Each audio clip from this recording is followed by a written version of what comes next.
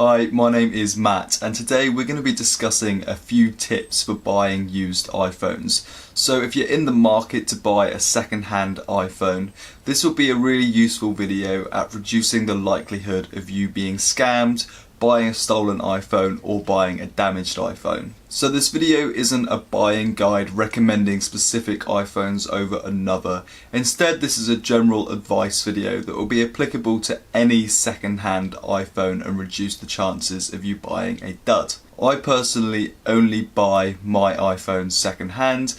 I tend to buy them from a reputable reseller which offers me warranty and refurbishes the phone. However, there are even better deals to be had if you were to pick up a second-hand phone on eBay, Facebook Marketplace, or just from like a dodgy shop. So this video is just going to reduce the likelihood of you buying a broken, stolen or locked iPhone. So we'll start off with one that I think is a little bit more obscure, which is water damage. iPhones are marketed as being water resistant, and by water resistant, Apple mean that you can use your phone in the rain and it'll probably be okay if you were to drop it in the bath or something along those lines. But Apple aren't saying go ahead and take your iPhone swimming into the ocean or anything like that, as it is possible that the iPhone will be water damaged.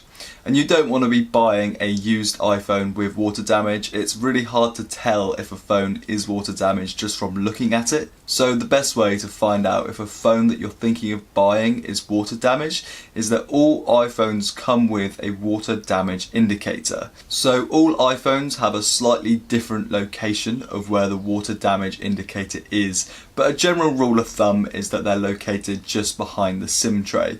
So if you're going to be buying an iPhone, take the SIM card tray out and have a look where it goes, and if the phone is water damaged there will be some red there. So when the water damage indicator comes in contact with liquid, it turns red. If there's no red, it's unlikely that the iPhone you're looking at buying has been water damaged. The second thing that I want to talk about is the IMEI number. IMEI stands for International Mobile Equipment Identity and is basically a unique identifier for each mobile phone. You can find the IMEI of an iPhone within the settings, or you can also find it engraved on the body of older iPhones. So what you want to do is get the seller of the phone to provide you with the IMEI number of the particular unit that they're going to sell you. You can then paste this unique identifier that you've received from the seller onto a website, such as imeipro.info, which is linked in the description. So from this information, you can make sure that the iPhone isn't blacklisted. An iPhone can be blacklisted if someone takes out insurance on their iPhone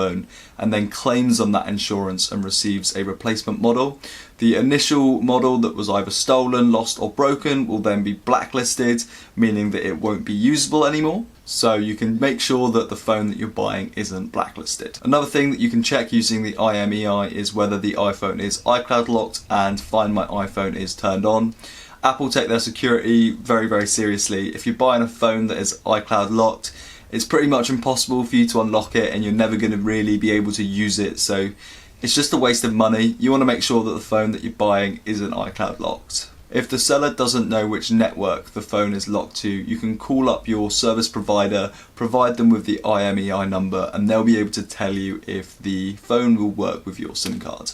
The final point that I want to mention I think is a little bit more obvious, and that is battery health. So as batteries age, their ability to hold a charge reduces. It's likely that if you're going to be buying a second-hand iPhone that the battery is going to be a few years old and therefore has possibly degraded.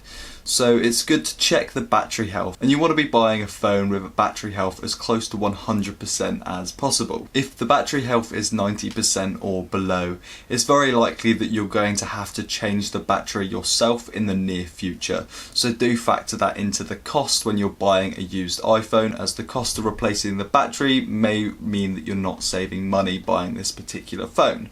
Also, it may give you some bargaining power when discussing with the seller, as you could explain to them how you're going to have to change the battery in the near future, and that is a cost that you're going to have to take on. So definitely do check the battery health and try and get one as close to 100 as possible If it's below 90%, be very prepared to change the battery yourself. I hope that this short video was informative and reduces the likelihood of you buying a dud iPhone. Obviously this isn't guaranteed to stop you getting scammed, but it is going to reduce the likelihood of you buying an iPhone that's broken, water damaged or iCloud locked.